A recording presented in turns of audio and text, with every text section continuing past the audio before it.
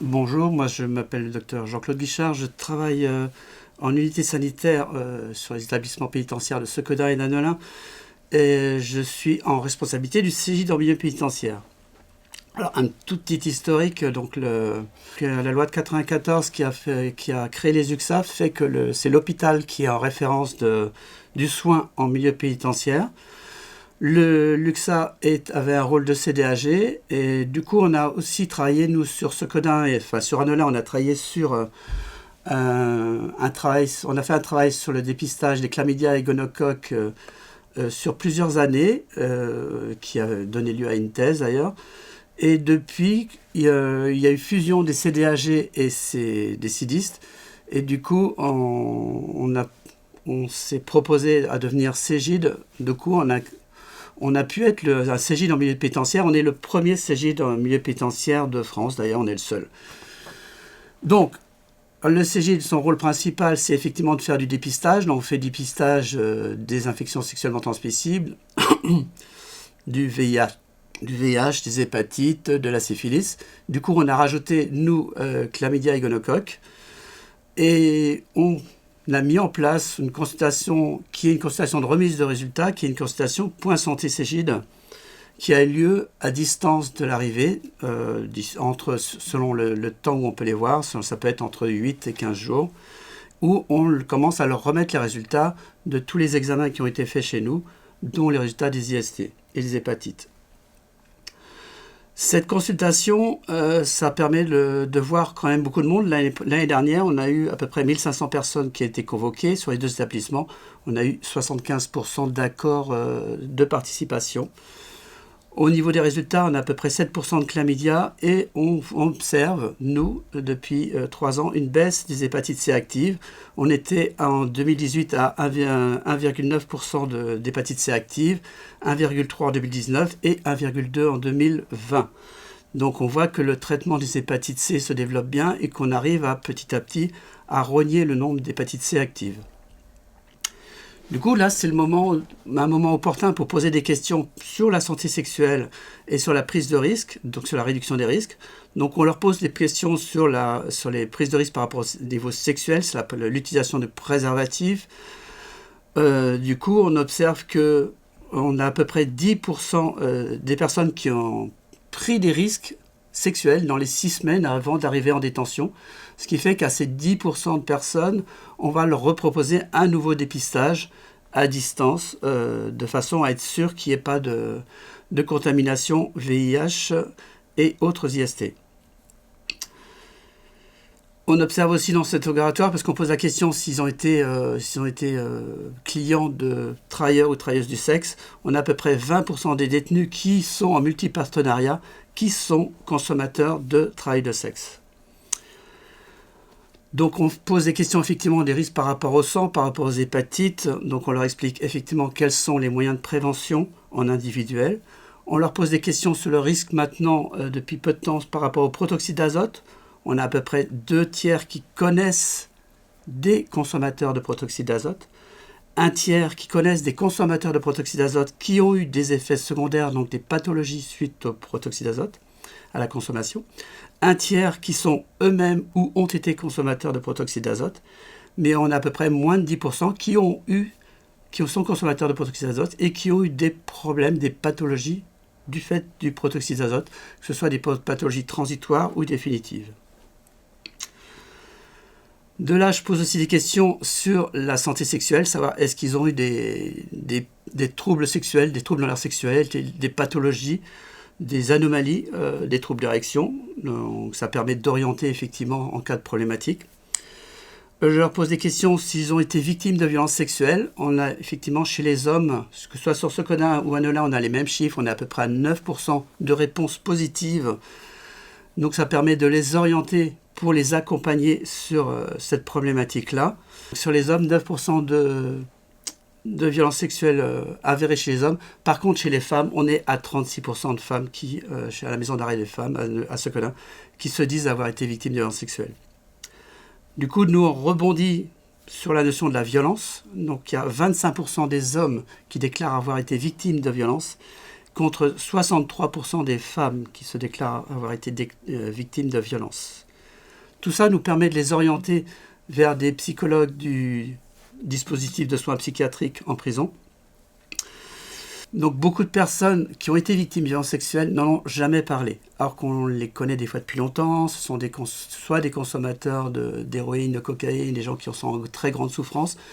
Mais cette problématique n'a jamais été abordée par les psys. Et le fait de leur poser cette question, ça va faire qu'ils vont tout de suite s'accrocher à ça. Et du coup, je vais leur proposer d'être suivis par un psychologue.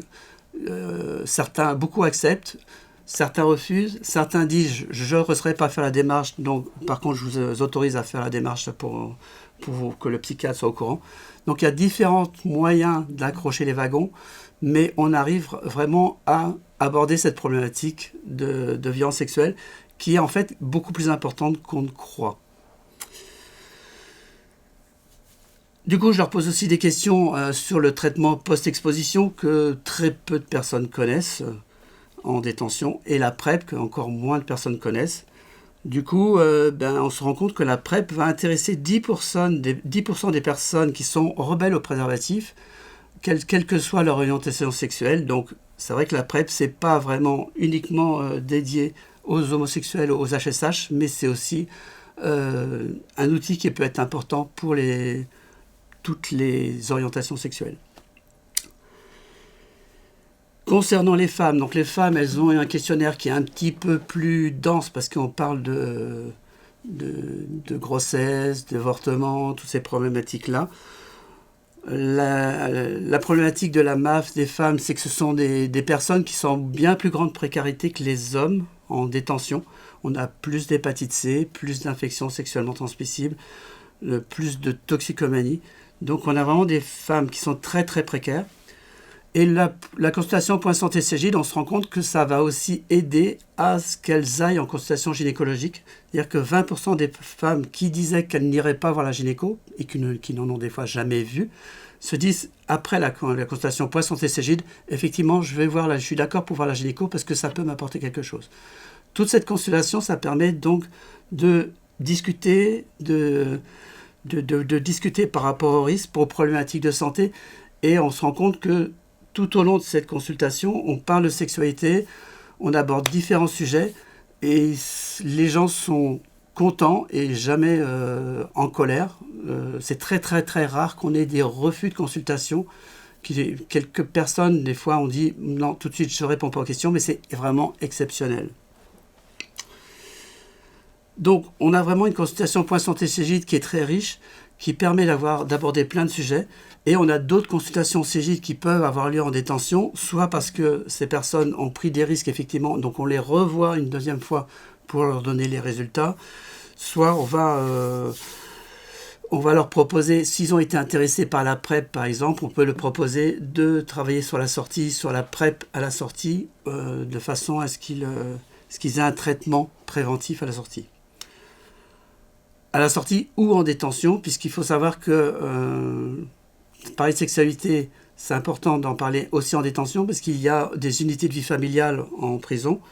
Donc ils peuvent avoir des relations sexuelles avec leurs partenaires ou d'autres partenaires en détention sur des périodes déterminées. Toutes les personnes qui sont non permissionnables ont droit à des UVF.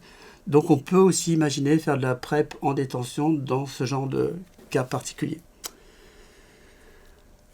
Du coup, ça, c'est vraiment sur la consultation. Donc ça c'est un des volets du Cégide. L'autre volet du Cégide, ce sera des ateliers santé. Des ateliers santé qui vont être avec des détenus, travailler sur la réduction des risques, travailler sur des outils de réduction des risques. On peut travailler sur des roules-tapailles. Là, récemment, on a travaillé sur des affiches sur le protoxyde d'azote. On va aussi travailler sur d'autres outils, puisqu'il y a des détenus nous ont donné d'autres pistes de travail sur des flyers pour préparer la sortie pour les gens qui veulent faire la fête à la sortie, qui veulent consommer soit de l'héroïne, soit de la coke, du coup de leur donner des outils qui soient plus festifs et plus intéressants pour eux, qui ne vont pas jeter a priori à la sortie et qui peuvent les aider à éviter de faire des overdoses et à être orientés à l'extérieur. Un autre volet important pour nous d'atelier, c'est les ateliers de santé sexuelle. Donc on a travaillé depuis quelques années avec un médecin sexologue de l'URSSAF. Donc l'URSSAF, c'est l'unité régionale de soins aux auteurs de violences sexuelles. Donc on a travaillé avec ce médecin sexologue, Marie-Laure Gamet, qui nous a aidé à appréhender ces ateliers. On a différents moyens de travailler ces ateliers. Il y a des ateliers qu'on va faire au quartier arrivant, donc c'est un atelier juste d'immersion en fait dans cette problématique et non pas un atelier qui sera vraiment complet. Ça permet déjà d'aborder la question, donc la santé sexuelle, c'est quoi pour vous? Donc faire parler un petit peu les différents détenus et après on va leur sortir la définition de l'OMS de la santé sexuelle. Et on leur repose la question, ça vous fait penser à quoi cette définition? Qu'est-ce que ça apporte de plus? Voilà, c'est vraiment une discussion qui est très riche. Et si les personnes sont d'accord, après on peut aborder d'autres ateliers en bâtiment d'hébergement. Cet atelier ne peut se mettre en place qu'avec l'aide de la pénitentiaire, puisque là, on va travailler avec eux, parce qu'on a besoin, comme on travaille sur la prévention des violences sexuelles, on est obligé de travailler en excluant des auteurs de violences sexuelles, puisqu'on n'est plus dans la prévention pour ces personnes-là. Et ça pourrait aussi parasiter les ateliers. Du coup, c'est la pénitentiaire qui va donner les fiches pénales, qui va nous dire si ces personnes peuvent participer à l'atelier ou pas. Parce que les auteurs de violences sexuelles, eux, ça va faire partie plutôt du soin. Ils sont pris en charge par des soignants. On n'est pas sur un atelier de prévention. Alors, dans différents types d'ateliers de santé sexuelle aussi, on a travaillé aussi avec le SIDAction, qui a régulièrement tous les ans, on a des activités qui sont proposées et des activités, on adapte, on fait des activités avec le sport, des activités avec on va faire du dépistage entre autres, on va faire différents modules de façon à intéresser les personnes et à les faire venir.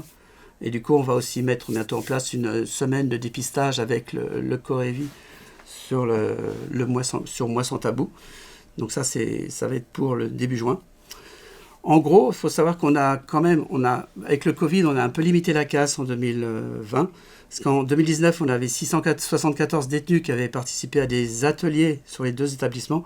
On est descendu à 308 en 2020, ce qui est quand même relativement raisonnable, vu qu'à Sequedin, on a complètement arrêté les ateliers et qu'on a réussi à en continuer un petit peu à Neulin. Chaque directeur d'établissement adapte un petit peu les règles comme il l'entend. Donc c'est toujours un petit peu compliqué. Voilà, donc c'était vraiment pour faire une vision un petit peu globale de ce qu'on peut faire. Il y a plein d'autres choses qu'on peut mettre en place. On va travailler maintenant sur développer un petit peu les liens avec l'URSSAF, avec la gynécologie, avec le médico-judiciaire, de façon à ce qu'on ait une prise en charge qui soit beaucoup plus globale, parce que vous voyez qu'on a parlé de violences sexuelles, donc ça forcément, on a des personnes qui n'ont jamais porté plainte, peut-être qu'elles ne voudront pas porter plainte, qu'elles ne veulent pas porter plainte, mais il faut qu'on puisse être armé aussi pour les accompagner sur ces différents volets. Donc on est en train de travailler là-dessus, ça c'est un des gros projets de cette année. Voilà, donc c'était un peu pour résumer notre activité en milieu pénitentiaire sur l'établissement de Sequedin et d'Annelin. Et c'est vraiment quelque chose qui est assez unique, puisqu'on n'a pas ces capacités-là dans d'autres établissements. On n'a pas de CJ dans le milieu pénitentiaire ailleurs pour l'instant. L'ARS a vraiment permis l'ouverture de ce CJ particulier. Et on est un peu en phase expérimentale. Voilà, je vous remercie.